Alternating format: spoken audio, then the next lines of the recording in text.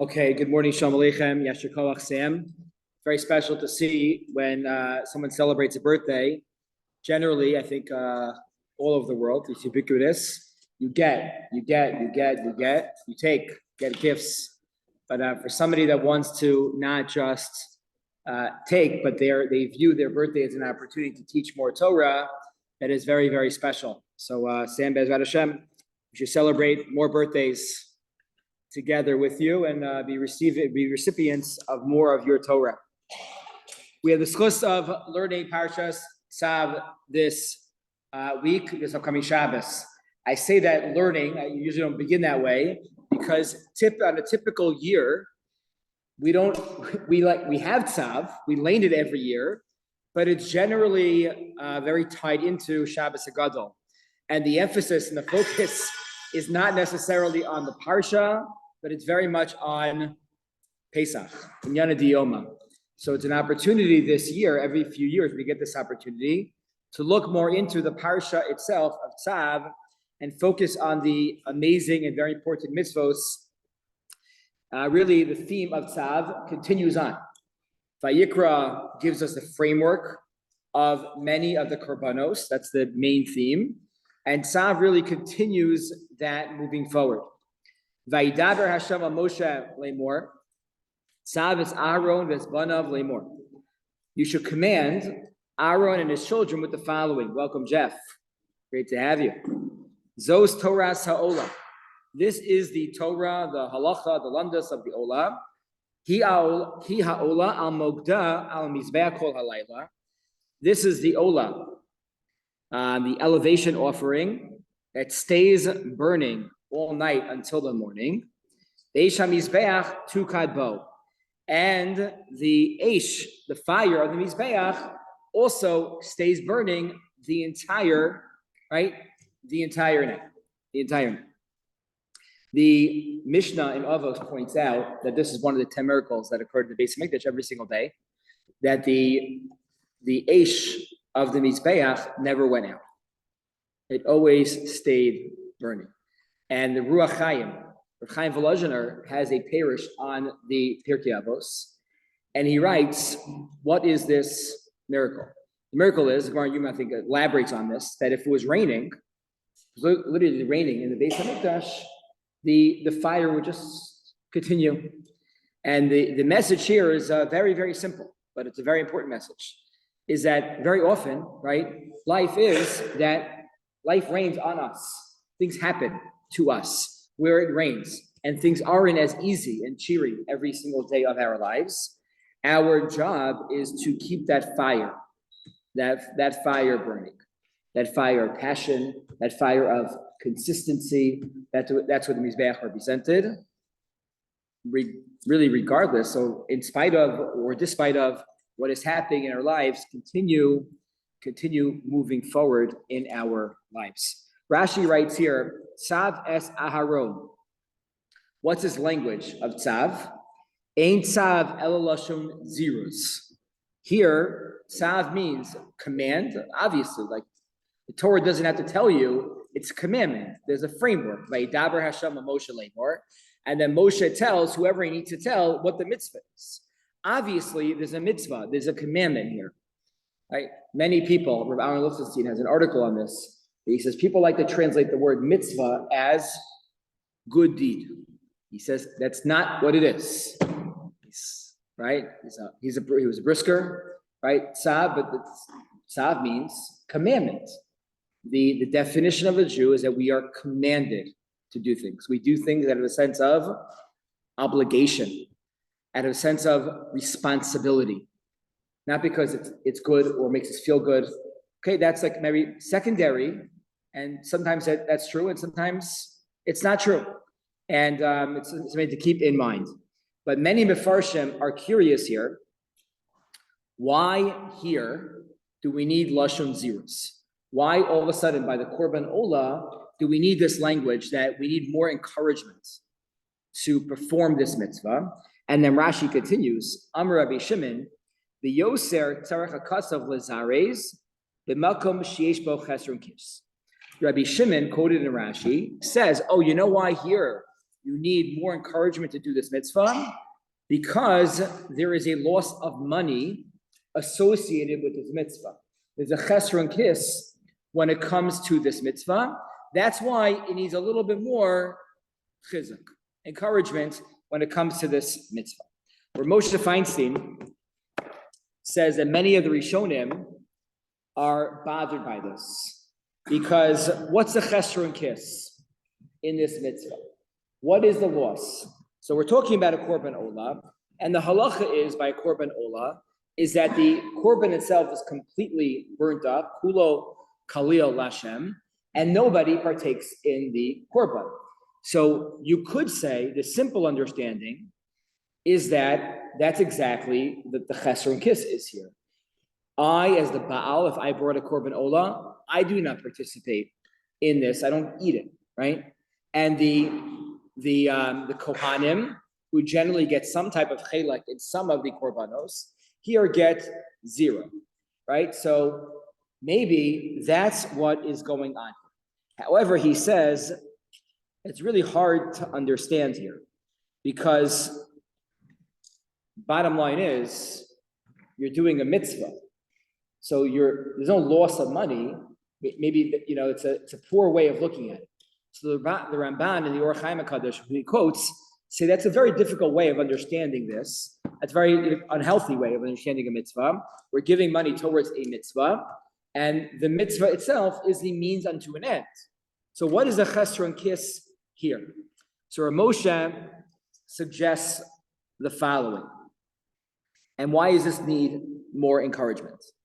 He says what you could see from this halacha, or maybe what people could learn from this halacha, is that just like you don't physically benefit from the korban olah, maybe when it comes to life in general, we don't need to benefit from life.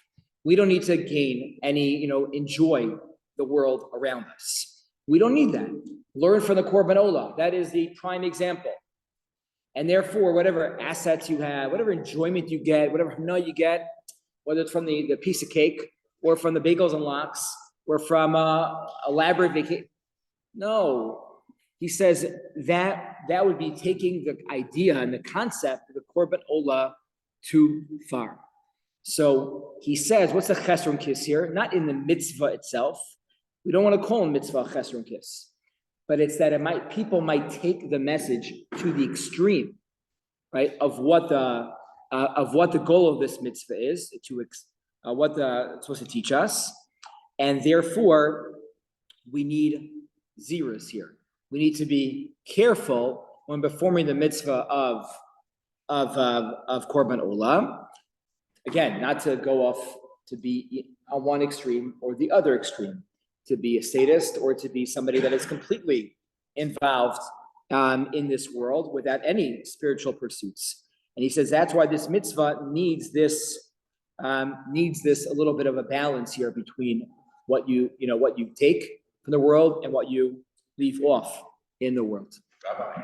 Yeah. I mean, you can also say usually, your mother always teaches you don't waste it. So it seems to be, I think that's ingrained into Jewish kids. And then you take a new carbon in a way like you're just like using it, you're just burning it all up, you're just like kind of wasting it. You would think, meaning in a way, a faulty. No one's eating it. It's like, what are you doing? What are you doing? What are you doing? I could imagine my grandmother would have said that. Right. For sure would have. Yeah. Yeah. Yeah. Because of how you handle this. Because it could be thought of and construed in that way, right? But really, life is a balance between the Gashmias and the Ruchnias. Yerushalmi, it's quoted in the Mesil Sharim. Yerushalmi says that after 120, Hashem's going to come to us and ask you or challenge you if you benefited enough from this world.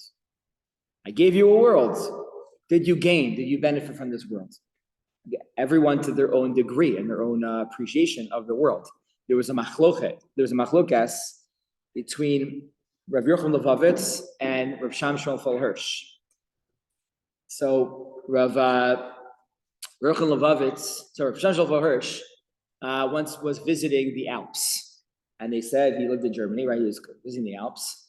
he said, why do you need to visit the Alps? He said, because after 120, I'd go up to Shemayim, and Kadosh Baruch Hu is going to come to me, say, Shamshi, you didn't visit my Alps? Come on. And so they say that Ruch Levavitz was very hardcore. He's Mashiach Ruchani in the mirror. He said, he heard that story. He goes, I gained that from looking at the rocks on the ground and seeing how an apple seed germinates into a beautiful tree. I don't need to go that far. Okay, so I think both are correct, but you have to know who you are and what type of person you are and how you're going to gain appreciation for Hashem's world. So that's the first idea here about Tzav B'Lashon Ziruz. Or Moshe then continues and asks maybe an obvious question that we have the Torah commands us to perform the mitzvah of tzedakah. Several times throughout the Torah, the concept of tzedakah, it is ubiquitous with being a Jew, is to give tzedakah. It's not a question. What does the word mean? Does it mean charity? Does it mean justice? What's the motivation of tzedakah? Does it come from one or the other?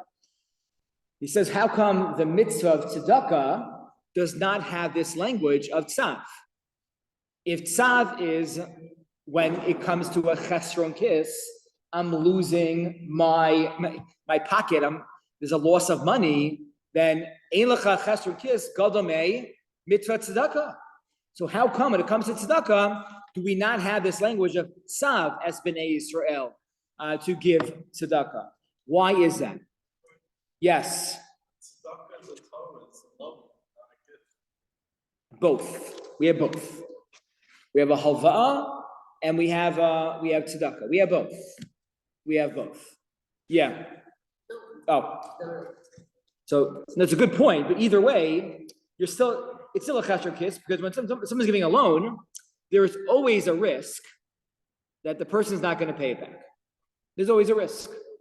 And we're not always asking for a guarantor on the loan, because that's the machshava, that there is a thought there that I'm giving this completely, to you, and you don't pay it back. Okay, that's fine too. So that's exactly where Moshe Feinstein says. Where Moshe says that it's not really your money to begin with. So if the Torah would say it, then it would cast tzedakah in a different way. If we view tzedakah that it's not really my money, right? Hashem gives us the opportunity to have it, and really not opportunity, a responsibility to use it the right way, right? Then it's not a chesron kiss, it's my achrayus, my distinct responsibility and opportunity in mitzvah to help out those that need help.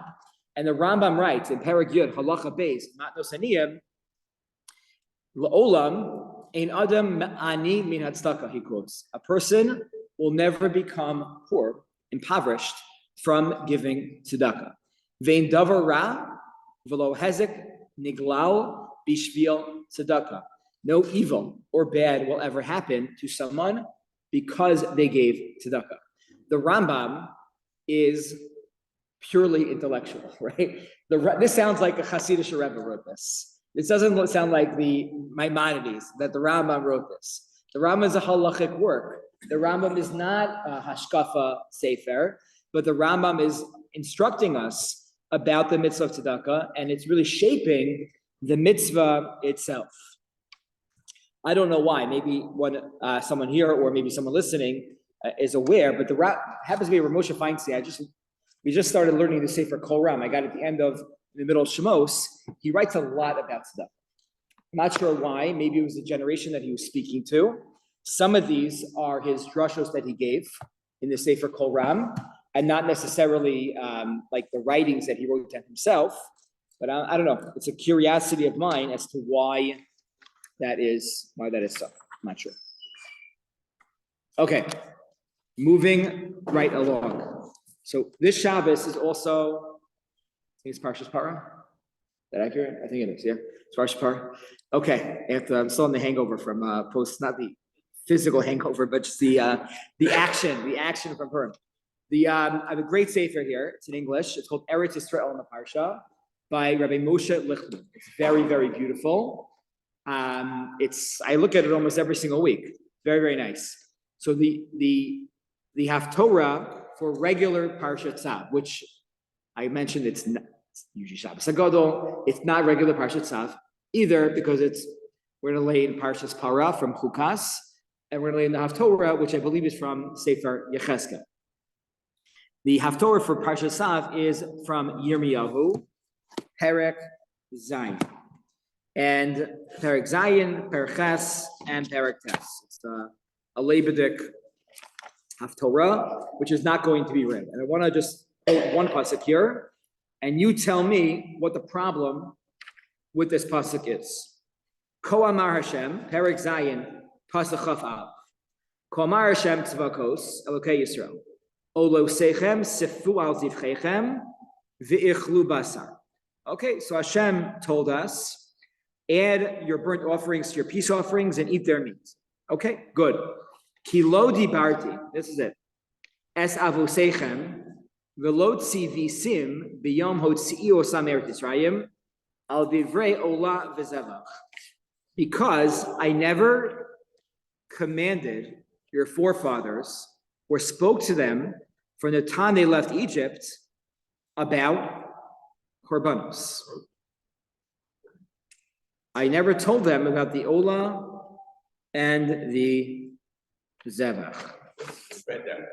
What? What about all of Sefer Vayikra? Right?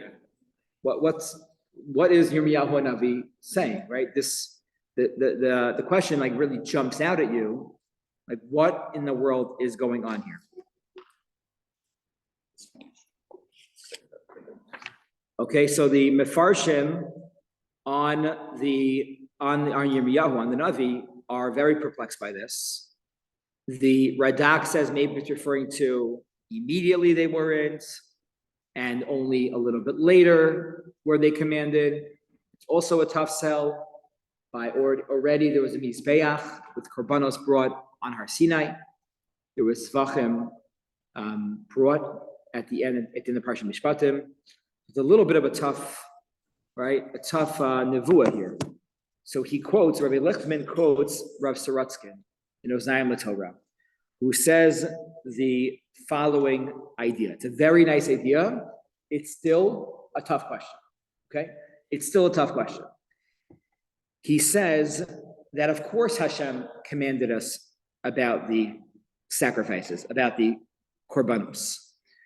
But really, the korbanos are not a means to themselves, or not ends to themselves. They're a means to something greater. And what Yirmiyahu Navi, Rav Sorotzkin, suggests is saying is that Hashem didn't just tell you to just bring a korban, that was it, and leave, to be Yotzei. Like I'm Gedavint. I was Yotzei, no. The goal of the korban is to bring us closer to Hashem. The goal of the korban is to elicit tshuva. Right? It depends what type of korban, to gain a greater sense of appreciation of the Ribono Shel Olam. So he says that when Yirmiyahu was telling us, bring an ola zevach, yeah, because that wasn't the only goal. The goal was to bring the korban, which helps us in turn with a greater goal, and that is to get close to Kadosh Baruch Hu. That is why, right, the word korban comes from karev, right? Karov, which means to come close. That is ultimately the goal of the korbanos. Too often, right, we spend our lives like waking up in the morning and we try to check the boxes. We daven shachris, we gave a little tzedakah, I said hello, I daven mincha. We want to like check off the boxes. What Yirmiyahu is telling us is that Hashem doesn't want us to check off the boxes. Of course, they're mitzvos we need to do. We live a life of commandedness. But if that's all you're doing, just checking the boxes, then that's not what Hashem wants from us. Hashem wants us to get closer to Him, to create a beautiful, real, robust, nuanced relationship with Him. And that's the depths, maybe the amkus of really what Yirmiyahu Hanavi himself was expressing. Okay.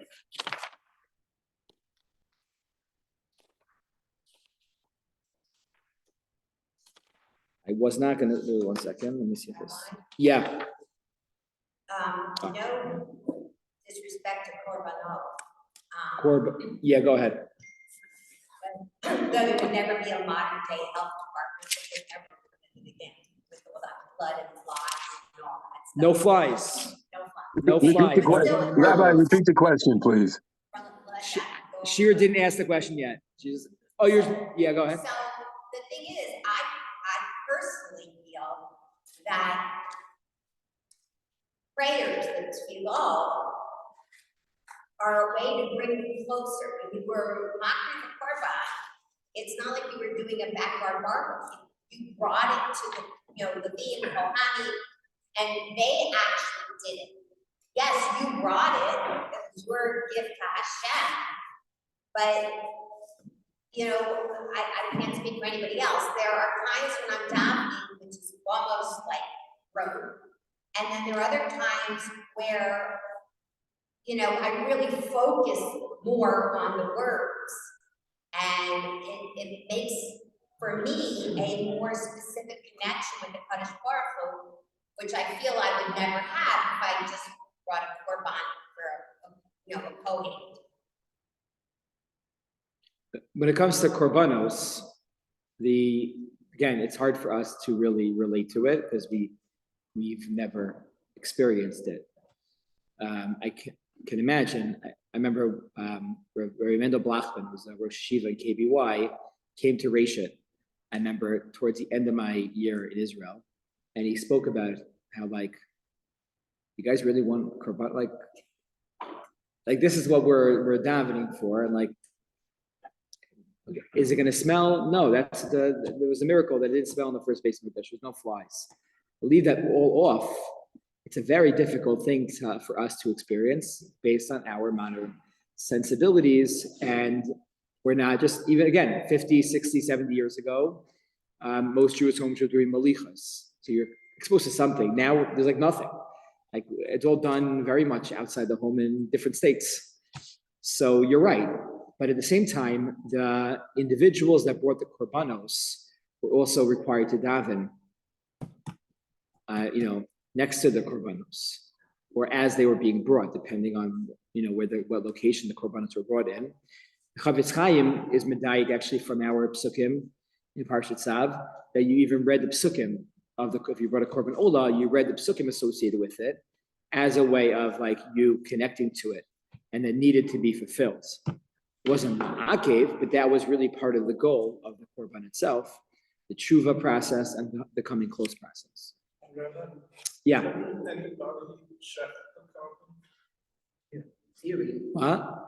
Yeah. This is what Shmuel Hanavi brought to us. Shmuel Hanavi was Mechadesh, not Mechadesh, but he taught it to Elia Cohen, is that even a zar can be makriv, could not be makriv, could shecht the korban. Yeah. So people could be involved. Yes, they could shecht the korban. Correct, they can. The Torah tells us in the halacha of the Isser, we cannot eat chalev for fats of certain animals, shor, chesav, eiz, and also dam, right? Ki adam hu nefesh. The pasuk says, "Kol nefesh asher tochal kol dam." Oh, sorry. B'chol dam lo sochlu, b'chol moshvo seichem, la'of v'la behema. When it comes to blood, we can eat blood. B'chol moshvo seichem, any of our, I don't know how you translate that word. Dwellings, la'of for a fowl, or for a behema, or for a non-domesticated or domesticated animal. Sorry. So what is bechol moshvo seichem here adding? I can't eat it. It matters where I'm dwelling? No, it doesn't matter. Rashi is bothered by this, and Rashi says, "Lefishihi chovas aguf." It's an obligation on me, right? The person, all of us, not on a place. Ve'ena chovas akarka. Noheges bechol moshavos. And the Torah is here pointing out that this obligation is in fact not depending on where you're living, meaning it applies in Eretz Israel, in Chutz La'aretz, when there is a base of Mikdash, when there isn't a base of Mikdash. And that is the literal translation of this pasuk. Rav Gamliel Rabinovich says something very, very sharp. He says, I see a hint, something alluded to in this pasuk. Shabala Rames al Yom HaShabbos. I see a hint here about the observance of Shabbos. What does it say? What does it say? You should keep Shabbos b'chol moshvo seichem. Is it Vayakhel? What?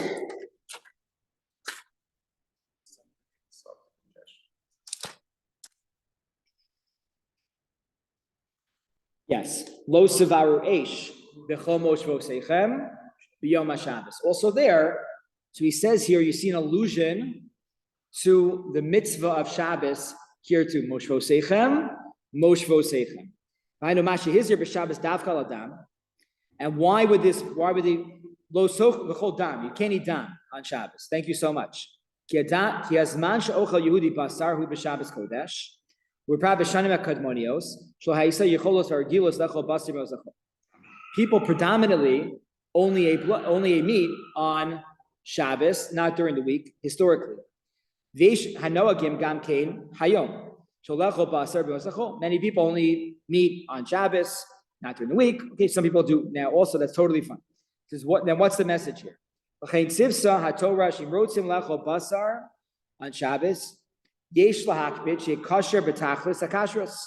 you have to be careful that the meat that you're eating is kosher. You have to make sure to be very, very careful about that. Good. That is one idea. Yes. Maybe you could say over here, some people say, like, I'm going to keep kosher. I keep it in my house, but I can't keep it outside. I keep it out. So maybe what you have to have a mindset is that wherever I am, consistency is my house. Inside and outside. Whether Yeah. Whether I'm in my house, whether I'm out of my house, it always has to be like my house. Very good. Okay, very good. Very good. But now he says something very, very practical. Okay, everyone's eating kosher meat. Baruch Hashem. Would efshar lefarish b'derech remez lafi musar. Shemitoch sheragilasu b'Shabbos sheyoshvam kulam yachad. Everybody, the family is sitting together, enjoying the meal of Shabbos. What can very easily happen? There can arise disagreements amongst the people at the table. Some families have to regulate. We're not going to talk about certain topics at the table. So be very careful.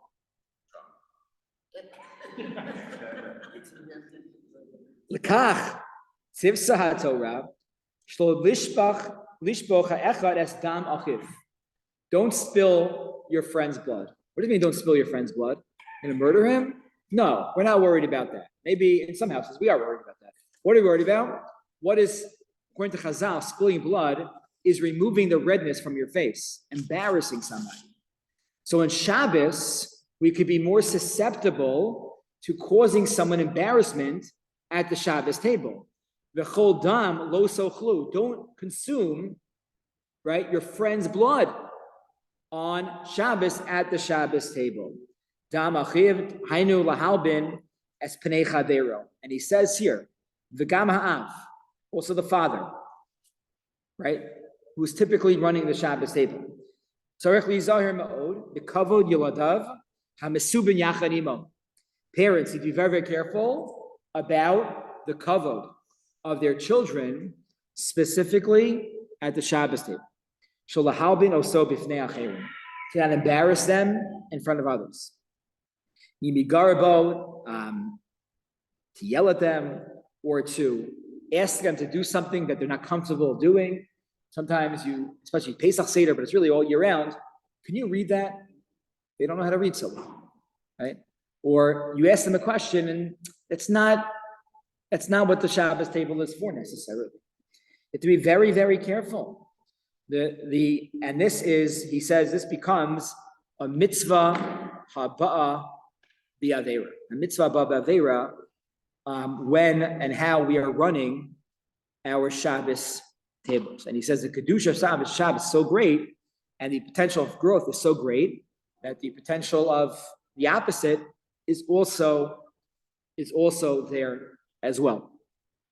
It's not the most obvious way to talk about it, but somebody that loved Shabbos tremendously passed away last night, Senator Joseph Lieberman.